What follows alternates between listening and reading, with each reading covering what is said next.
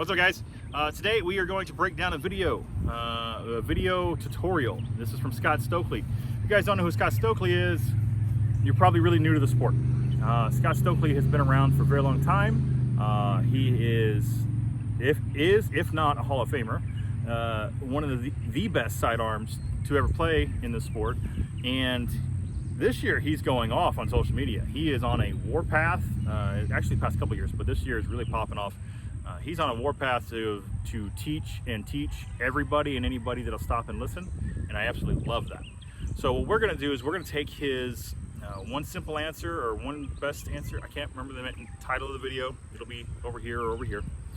And we're going to break down the two different styles of throw. We're going to break down the windmill, and then we're going to break down the pendulum. This is just a first impressions of both throws.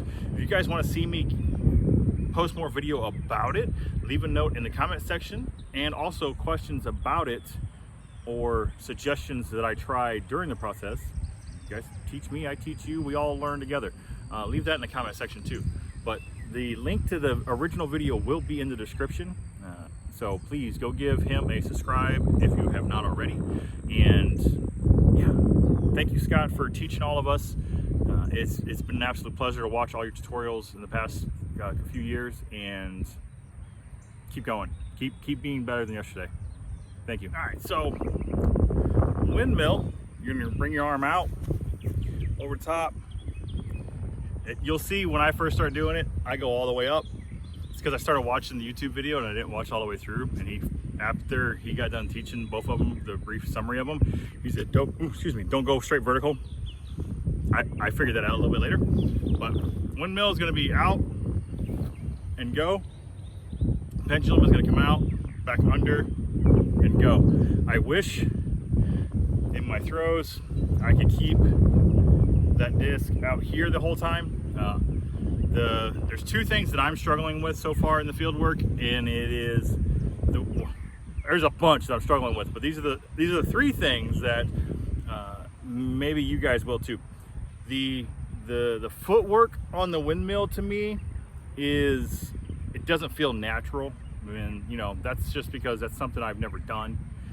I find the windmill over to be less natural for me so far. I feel like the pendulum does a better job of being more natural and keeping my elbow away. One thing I'm really struggling on is I don't have the feel of where the disc angle is. The problem is the way I was taught and the way I taught for a long time is keep your elbow tucked, keep your elbow tucked, tuck. And that's great if you know, playing short courses and, you know, throwing 250, 300 max, and you want to be tight and technical. There's nothing wrong with keeping your elbow tucked the whole time to get all that extra play out of there. Problem is, when you want to start stepping up and actually throwing, having it tucked it's really limiting how much you can really do.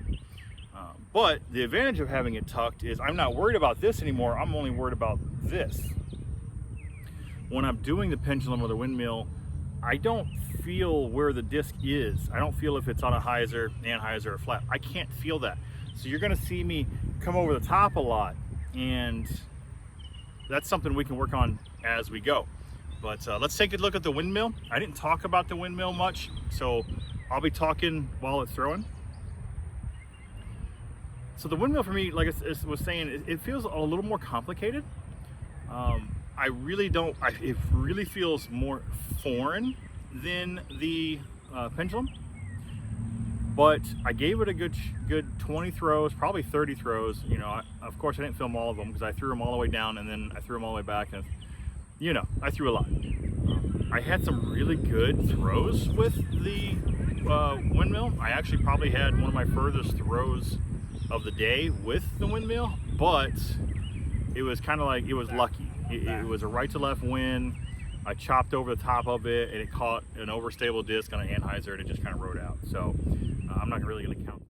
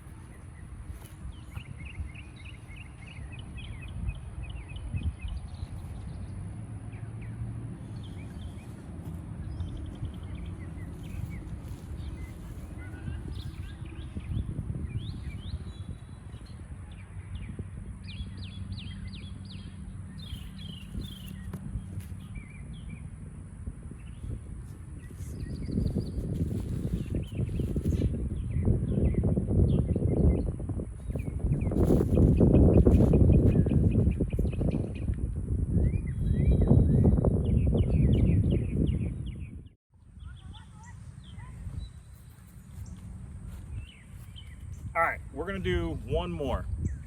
We're gonna do a set of 5 windmill and a set of 5 pendulum, and that's how we're gonna end today. And hey, note this too. I'm probably throwing way too stable of discs. I'm just throwing what I have. I'm throwing all distance drivers.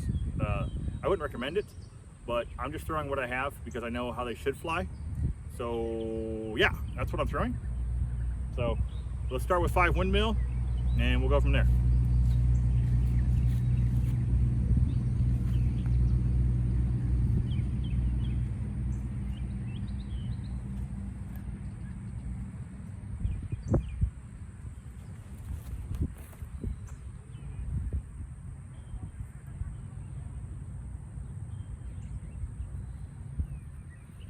It's right at the 360 mark, but I can tell that I'm rounding basically on a sidearm. I can see it. I can see that I'm like coming across and throwing it instead of like going straight. It's a very chopped over sidearm. I want to see more of a hyzer flip, so we'll keep throwing. 4 more to go.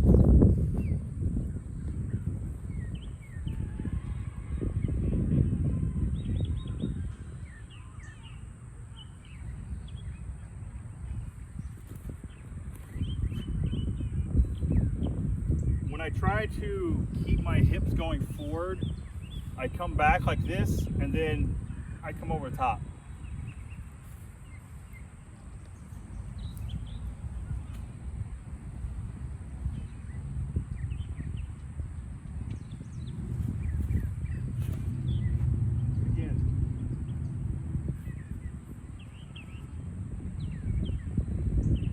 Again, it's 360 again, but it's I feel like I'm chopping it really hard.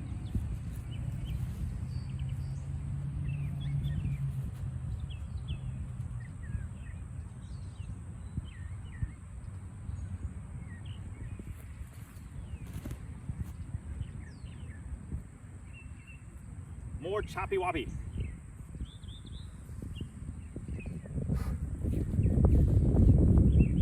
All right, last one.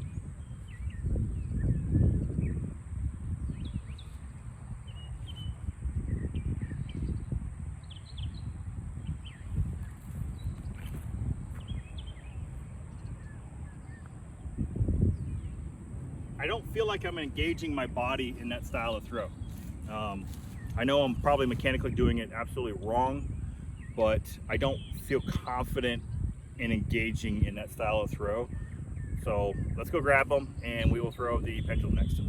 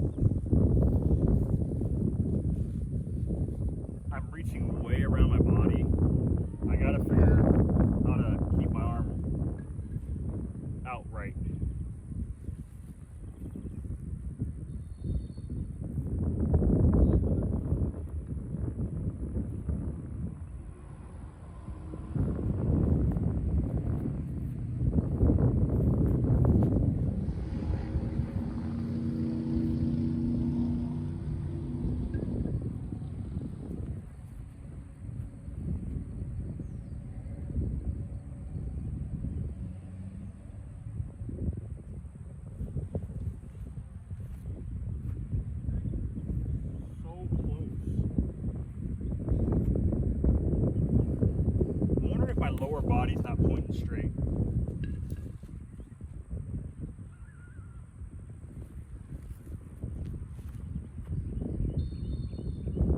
That felt better.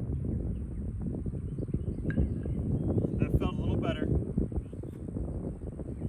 Try to keep my hips straight and turn with my upper body to generate that core pop.